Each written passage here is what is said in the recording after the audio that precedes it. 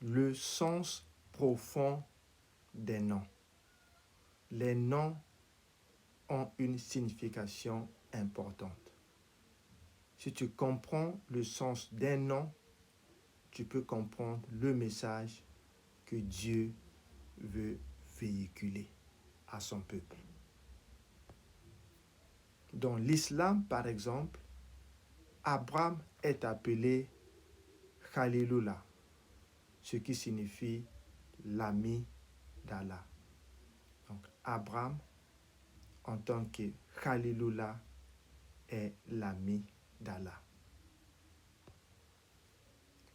Dans l'islam, Moïse est appelé Kimula, celui qui conversa avec Allah. Ici, nous voyons que Moïse avait une particularité dans son ministère. Il conversa avec Allah. Une petite note, Muhammad n'a jamais et au grand jamais conversé avec Allah.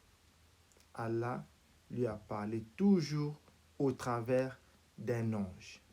C'est le seul prophète dans l'humanité qui n'a jamais entendu la voix de son Dieu. Nous avons David. Dans l'islam, David est appelé Khalifatullah, ce qui signifie le représentant d'Allah.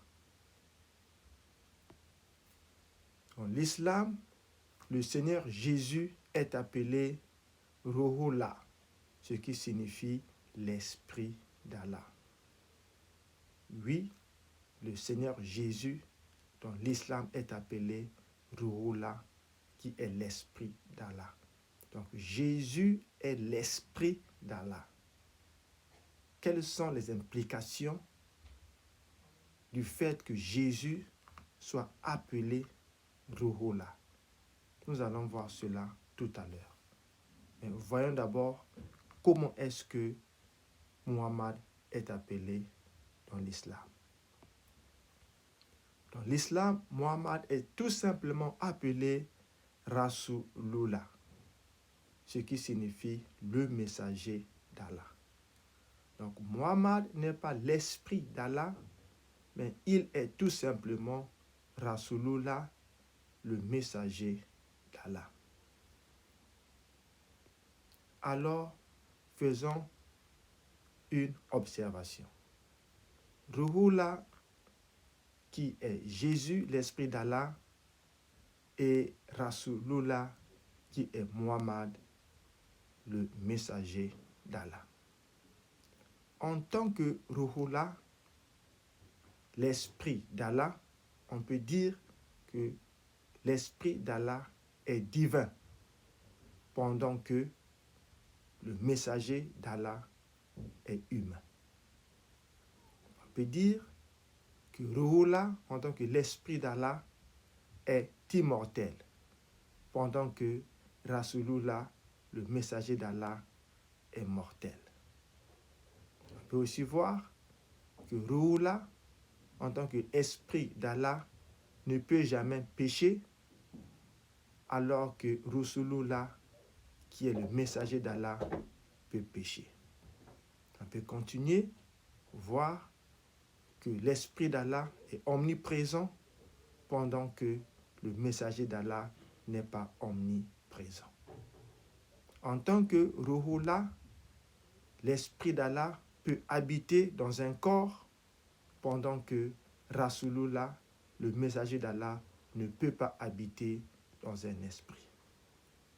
Dans le même sens, nous pouvons conclure que Ruhullah, en tant qu'Esprit d'Allah, peut avertir et sauver les humains.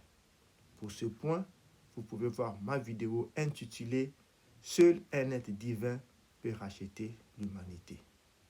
Dans l'autre sens, Rasulullah, qui est le messager d'Allah, peut avertir les humains de se tourner vers Dieu pour être sauvés. Autrement dit, Rasulullah ne peut pas sauver.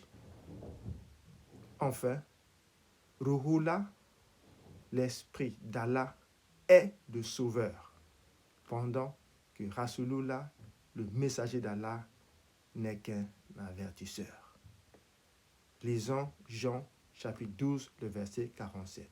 Jésus dit, « Si quelqu'un entend mes paroles et ne les garde point, ce n'est pas moi qui le juge, car je suis venu non pour juger le monde, mais pour sauver le monde. » En tant que Ruhullah, l'Esprit d'Allah, Jésus peut sauver et il est venu sauver le monde.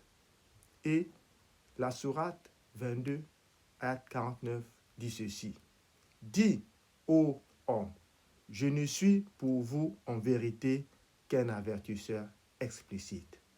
Voici Rasulullah, le messager d'Allah. » Alors, mes amis, Jésus est le sauveur du monde. Il est l'Esprit d'Allah. Seul Jésus peut sauver l'humanité.